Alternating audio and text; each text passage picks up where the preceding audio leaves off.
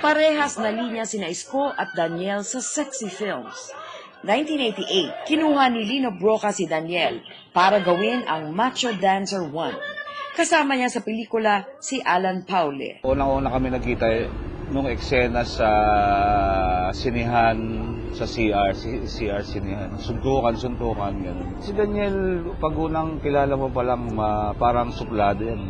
Tahimik, laging nasa isang sulok, nasa isang pabati lang yan, tapos pupunta na siya dun sa isang sulok.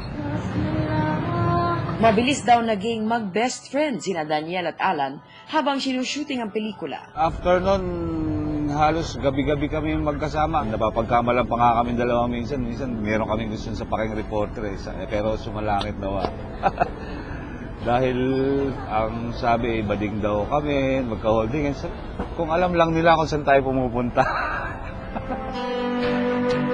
Na-sensor ang Macho Dancer. Maraming eksena ang tinanggal bago ipinalabas sa mga sinehan sa Pilipinas.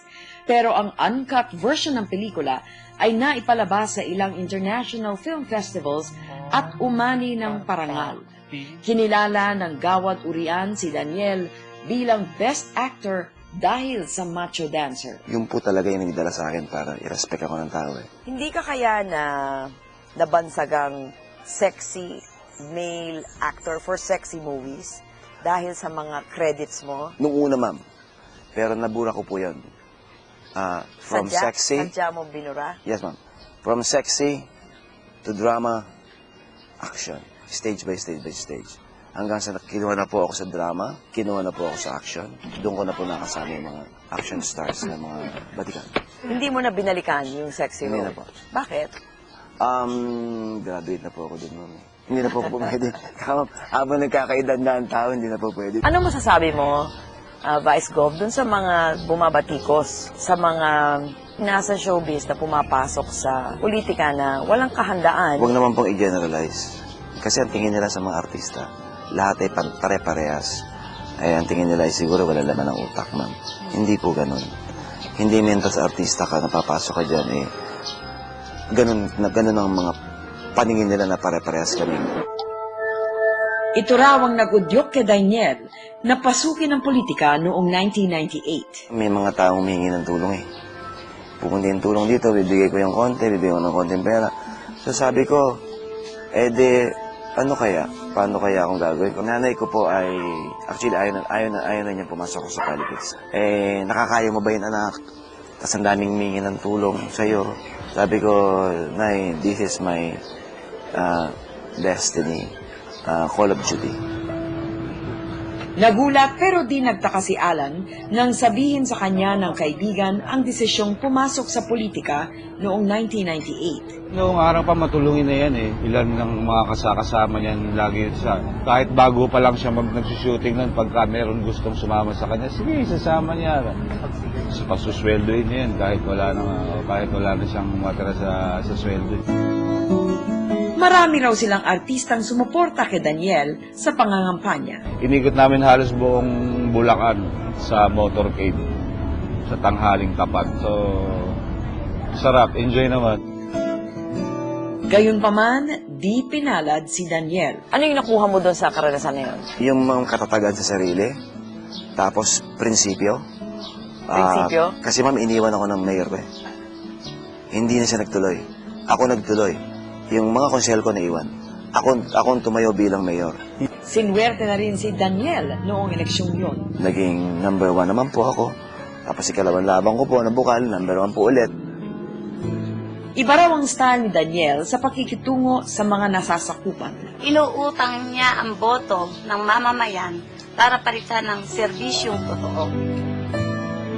Di raw namimili ng tutulungan si Daniel. Pag lumapit sa kanya ang mga may sakit at saka ang mga kapitan, tumutulong siya sa bawat distrito na hindi naman niya kadistrito. Ngayon sahod niya sa Kapitolyo naka-intact doon para itulong sa mamamayan. Doon ko nakuha na pag siya tumakbong vice governor, hindi ko siya iiwan. Kasi nakita ko kung paano siyang maglingkod. Tumakbong vice governor pero natalo si Daniel noong 2007. Itong 2010 din nakuha ni Daniel ang pagka-vice governor ng Bulacan. Pero dumaan siya sa butas ng karayon. Yung aking mga katunggali ay pinasukan tayo ng petition, disqualification, just because of sa pangalan, Daniel Fernando. Kasi ang tunay ko pong pangalan ni Cesar Fernando Ramirez. Ginamit ko po yung Daniel Fernando nung ikalawang labang ko 2004. Tapos 2007, walang nagreklamo. Kumbaga may president. So binasura po ng disqualification noong May 7, 2010 na ako po ay kinatigan ng kanila. Sa kanyang pagkapanalo, ang plano ni Daniel na unang tutukan ay ang kalusugan. Kasi po lagi kong sinasabi, ang unang, kapag tayo ay walang magandang kalusugan, hindi po magaganap ang lahat. Hindi ka makapagtatrabaho, hindi ka makapag-aaral. So ano munang gagawin? Palusugin ang katawan lupa bago ang lahat. Si Daniel naman, di iniwan ang pag-aartista. Hanggang nitong taon, lumalabas pa rin siya sa mga telesine. Yan po yung lagi kong pinakikiusap sa mga constituents ko na nagkakampanya pa lang ako, sinasabi ko sa kanila na huwag niyo akong, isa lang ang pakikiusap ko, huwag niyo akong pigilang mag-artista kasi ang pagiging politician, ang pagiging politiko ay isang hindi po trabaho, yan po ay serbisyo at ang aking talagang hanap buhay ay itong showbiz. Sana'y kinagiliwan niyo ang aming kwento tungkol kay Daniel at Isko ngayong gabi. Para sa iba pa ang bahagi ng aming interview sa kanila, mag-log on sa ProTV.com. Hanggang sa susunod na Miyerkules, ako po si Checha Lazaro. Magandang gabi po sa inyong lahat.